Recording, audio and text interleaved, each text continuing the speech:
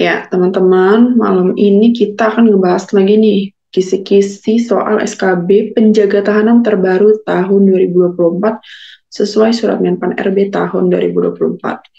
Nah, teman-teman sebelumnya yang belum follow, yang belum subscribe channel ini, tolong di-subscribe dulu ya. Dan juga jangan lupa untuk like dan komen di video berikut. Oke, teman-teman. Kisi-kisi soal SKB Penjaga Tahanan, Kementerian Hukum dan HAM, ya. Ini lebih difokuskan kepada Kemenkumham, tapi sebenarnya untuk kejaksaan juga bisa. Oke, jadi ada dua kemampuan yang harus kalian kuasai. Yang pertama adalah kemampuan umum. Kemampuan umum ini terkait dengan materi Undang-Undang Dasar 1945, Undang-Undang HAM, dan juga Undang-Undang ASN. Setelah itu, ada kemampuan khusus yang harus dipelajari. Yang pertama, ada Undang-Undang Pemasyarakatan, KUHP, UHAP, Permenkumham, Tata Tertib Lapas dan Rutan, Permenkumham, Pengamanan Lapas dan Rutan, Permenpan F, Permenpan tentang JF, Pengaman Pemasyarakatan. Selanjutnya ada lagi Undang-Undang Narkotika, Instruksi Presiden Republik Indonesia Nomor 2 Tahun 2020 tentang Rencana Aksi Nasional P4GN tahun 2020 sampai 2024. Nah, itu tadi ada beberapa kisi-kisi yang harus kalian pahami dan pelajari ya, karena soal-soal nanti yang akan keluar di soal CAT SKB Penjaga Tahanan akan diambil dari dua materi tadi, materi kemampuan umum dan materi kemampuan khusus. Oke, selanjutnya.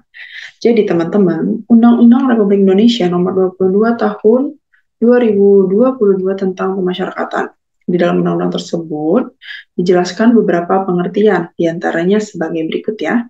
Yang pertama itu pemasyarakatan. Jadi, pemasyarakatan itu adalah subsistem peradilan pidana yang menyelenggarakan penegakan hukum di bidang perlakuan terhadap tahanan, anak, dan warga binaan. Jadi di sini subsistem peradilan pidana ini menyelenggarakan penegakan hukum ya di bidang perlakuan terhadap tiga ya, tahanan, anak, dan warga binaan. Jadi pemasyarakatan itu intinya menyelenggarakan hukum terhadap tahanan, anak, dan juga warga binaan. Oke, selanjutnya sistem pemasyarakatan itu adalah suatu tatanan mengenai arah dan batas, serta metode pelaksanaan fungsi pemasyarakatan secara terpadu. Kalau warga binaan, ada tiga. Warga binaan itu narapidana, anak binaan, dan klien pemasyarakatan. Selanjutnya, pengertian tahanan. Tahanan ini adalah tersangka atau terdakwa yang sedang menjalani proses peradilan dan ditahan di rumah tahanan negara. Yang harus digarisbawahi adalah tahanan ini tersangka atau terdakwa yang masih ya atau yang sedang menjalani proses peradilan dan ditahan di rumah tahanan negara. Jadi kalau yang ditahan di rutan itu namanya tahanan, kalau warga binaan itu dia dibina di dalam lembaga pemasyarakatan ya, bisa dibedakan ya. Oke, selanjutnya anak yang berkonflik dengan hukum. Yang selanjutnya disebut anak adalah yang telah berumur 12 tahun tetapi belum berumur 18 tahun yang diduga melakukan tindak pidana. Jadi batas anak-anak ini dalam kategori Undang-Undang Pemasyarakatan adalah dari umur 12 tahun sampai umur 18 tahun. Oke, selanjutnya.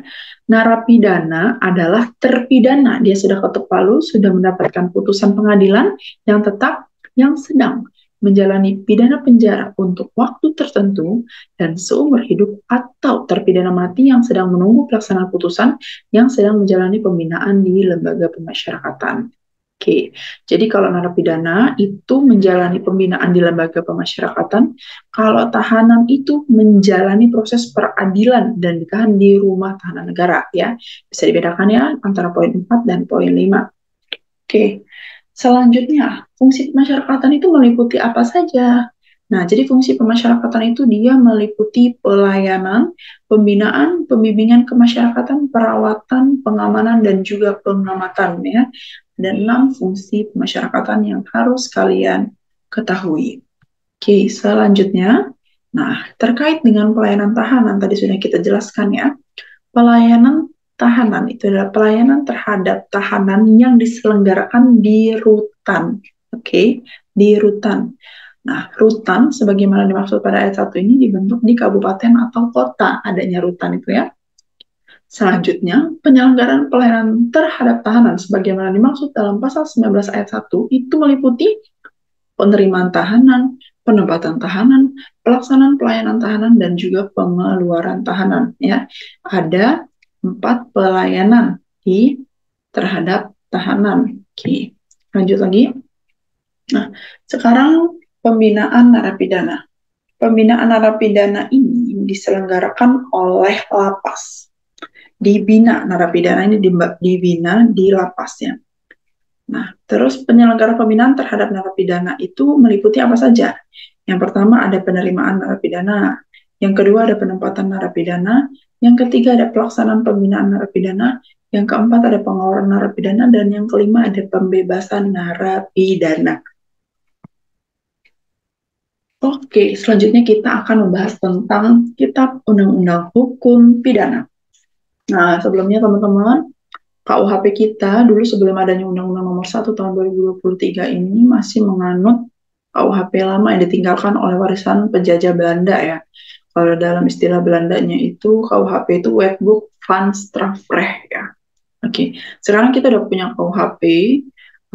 KUHP kita itu diatur dalam Undang-Undang RI Nomor 1 Tahun 2023 tentang Kitab Undang-Undang Hukum Pidana.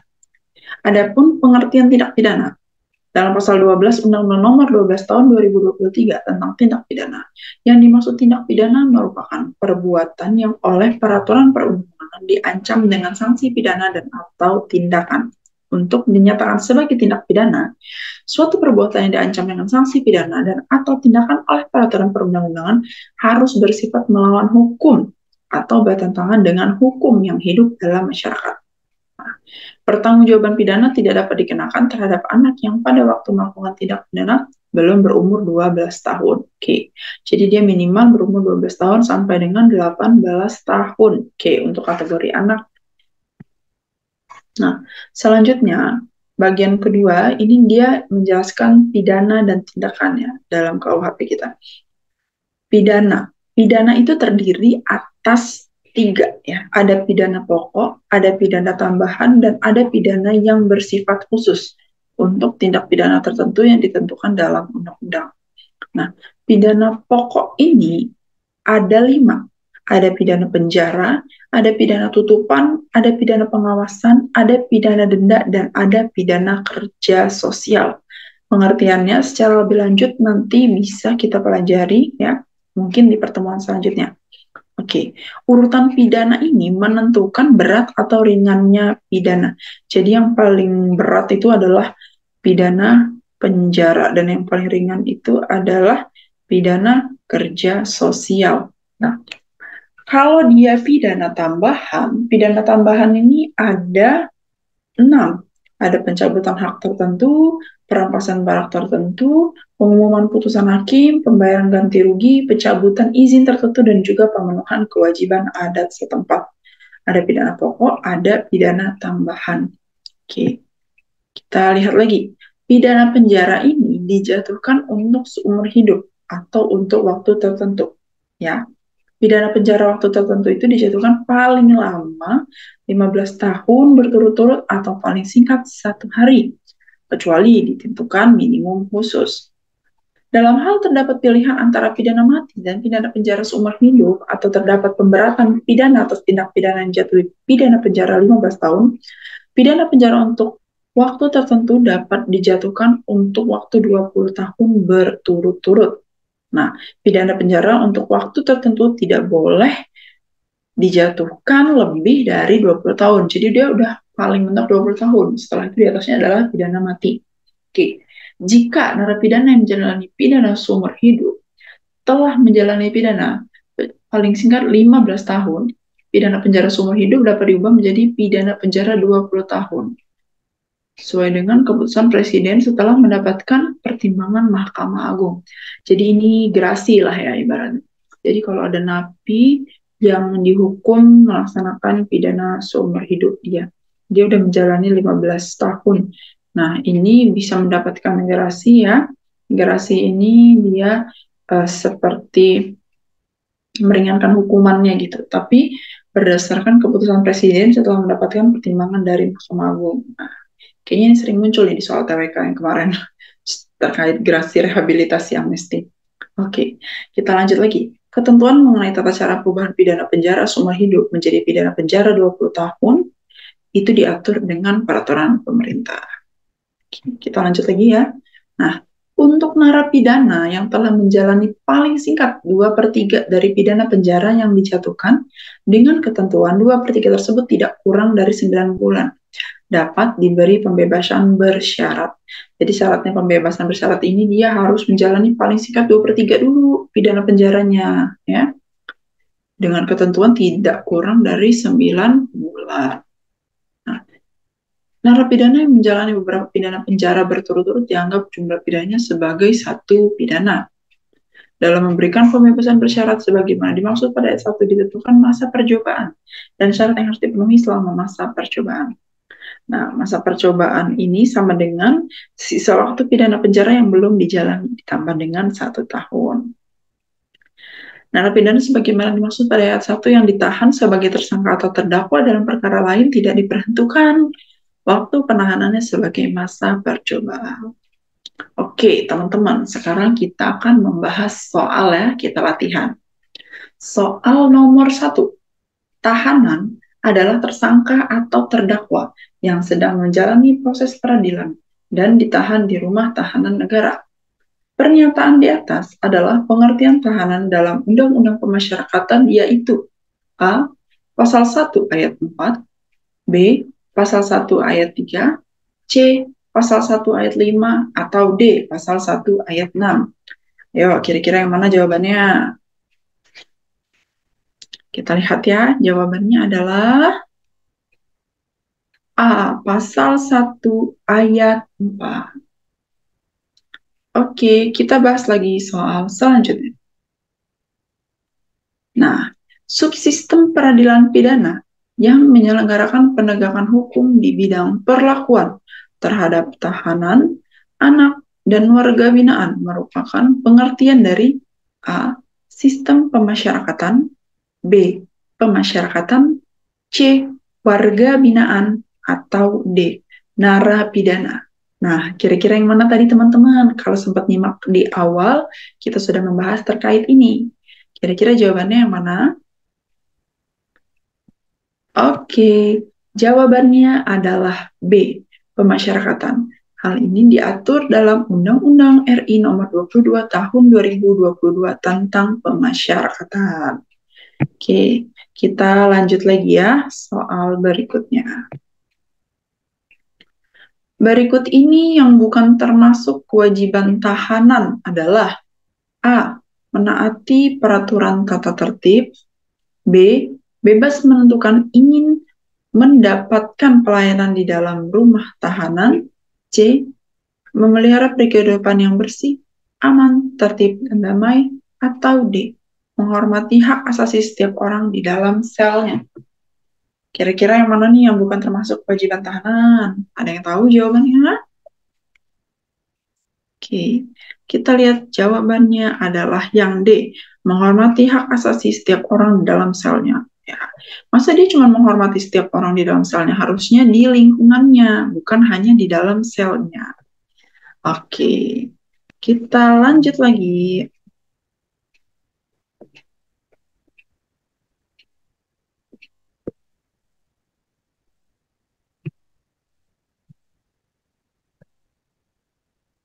Ya, kita lihat soal nomor 4.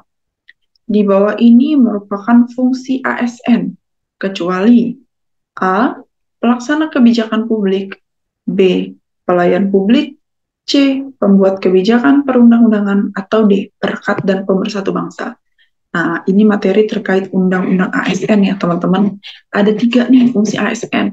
Kira-kira satu fungsi yang bukan merupakan fungsi ASN yang mana? Ada yang tahu jawabannya? Oke, jawabannya adalah C. Pembuat kebijakan perundang-undangan. Jadi fungsi ASN tadi ada 3 ya. Pelaksana kebijakan publik, pelayan publik, dan perekat dan pemersatu bangsa. Yang bukan adalah pembuat kebijakan perundang-undangan. Oke, next question. Untuk menjaga ketertiban, narapidana dan tahanan diperbolehkan membawa, memiliki, dan atau menggunakan kecuali A. Pakaian, B. Obat-obatan terlarang, C.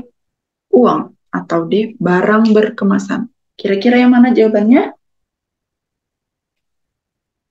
Iya, jelas dong jawabannya obat-obatan terlarang. Tidak diperbolehkan ya obat-obatan terlarang masuk ke dalam lapas ataupun rutan.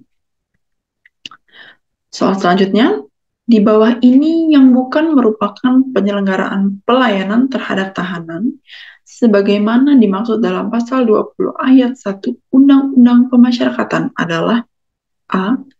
Penerimaan tahanan, B. Penempatan tahanan, C. Pelaksanaan pelayanan tahanan, atau D. Pemindahan tahanan. Kira-kira yang mana jawabannya? Ya, jawabannya adalah D. Pemindahan tahanan. Oke, lanjut soal berikutnya. Penyelenggaraan pelayanan terhadap anak meliputi kecuali A. Penerimaan anak, B.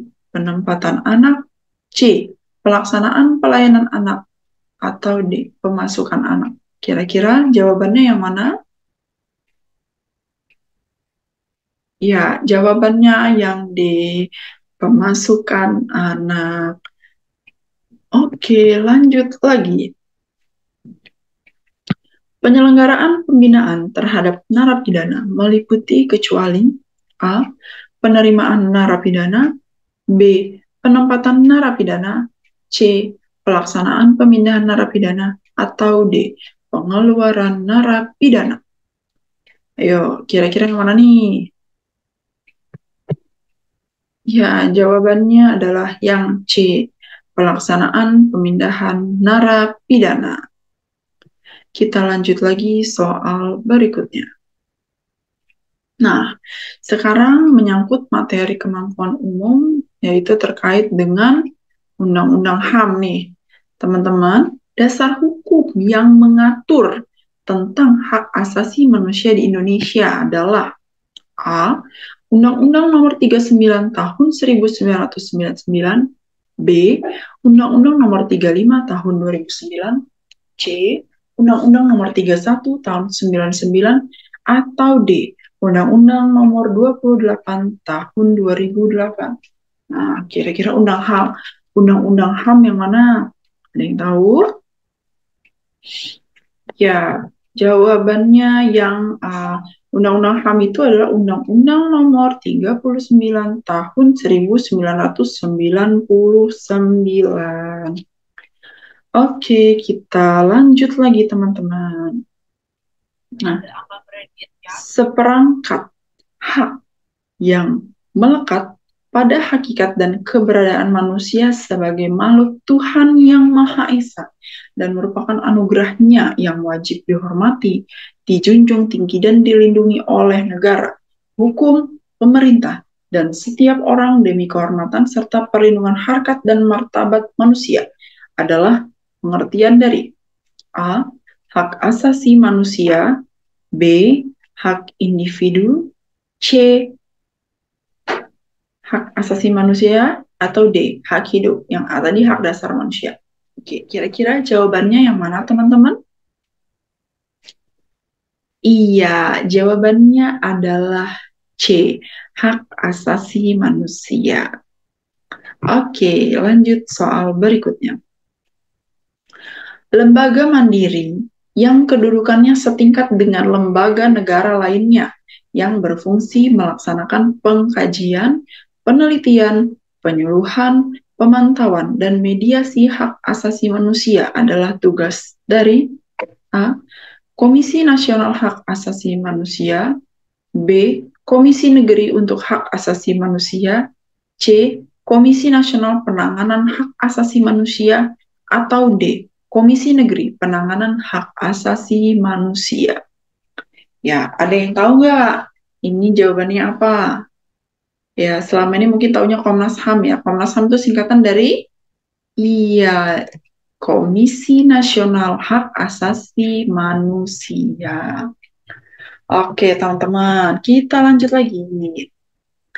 Pembatasan, pelecehan, atau pengucilan yang langsung ataupun tak langsung didasarkan pada pembedaan manusia atas dasar agama, suku, ras, etnik, kelompok, golongan, status sosial, status ekonomi, jenis kelamin, bahasa, keyakinan politik yang berakibat pengurangan, penyimpangan, atau penghapusan pengakuan, pelaksanaan dalam atau penggunaan hak asasi manusia dan kebebasan dasar dalam kehidupan, baik individual maupun kolektif, dalam bidang politik, ekonomi, hukum, sosial, budaya, dan aspek kehidupan lainnya adalah pengertian dari A.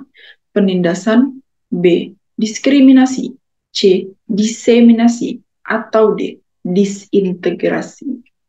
Kira-kira yang mana nih jawabannya? Iya, jawabannya adalah B. Diskriminasi. Ya, kita bahas lagi soal selanjutnya. Nah, berapakah anggota Komnas HAM? A. 34 orang, B. 35 orang, C. 60 orang, atau D. 63 orang. Ayo, ada yang tahu nggak berapa nih anggota Komnas HAM?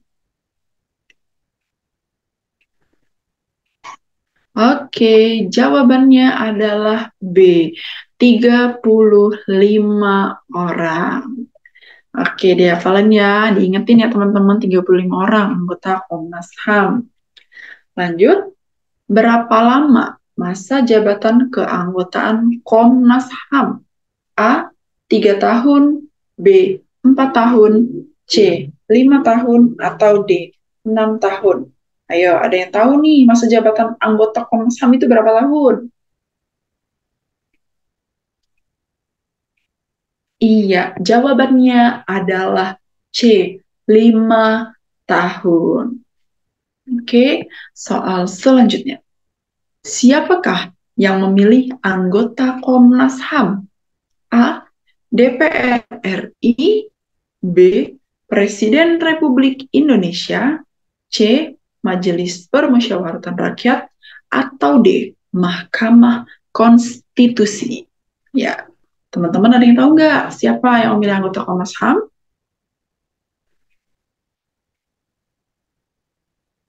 Ya, jawabannya yang A. Dewan Perwakilan Rakyat Republik Indonesia. Oke, teman-teman. Nah, tadi kita sudah membahas ya soal-soal yang akan keluar dalam materi SKB penjaga tahanan. Nah, untuk teman-teman, silakan dipelajari kembali materi soal tadi. Dan kalau kalian mau part 2, jangan lupa like, subscribe, dan komen video ini. Terima kasih.